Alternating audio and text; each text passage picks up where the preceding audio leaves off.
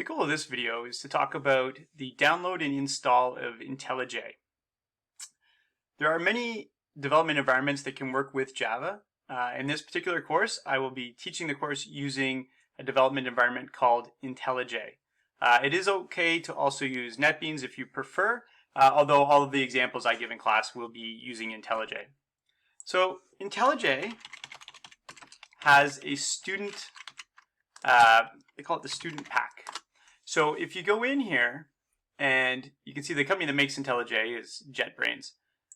Click on their free educational licenses and scroll down for students and teachers, and you basically click on apply now, and all you have to do is you say I'm a student, undergraduate, put in your graduation date.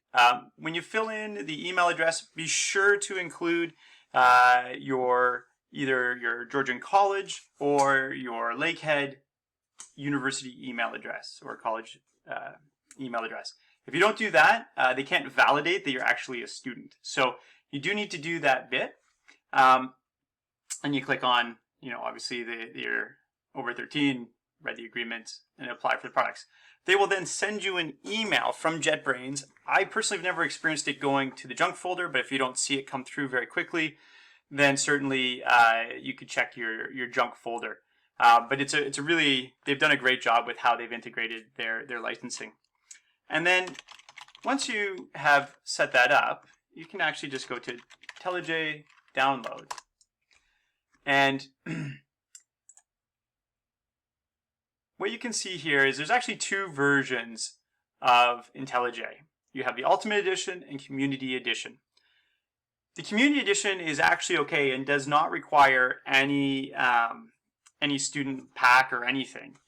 Where it makes a difference is, if we get down here, if you were to do Spring or Java Enterprise Edition, so if you wanted to do things where you are actually building like a web page with Java backend, that's where the Ultimate Edition is going to have more tools for you.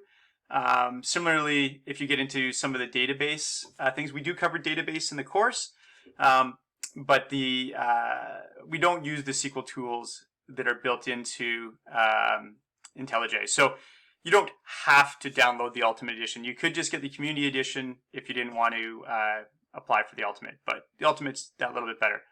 And really all you have to do is you just click on download, and it's going to give you an executable file. You run the executable file and it will install your IntelliJ.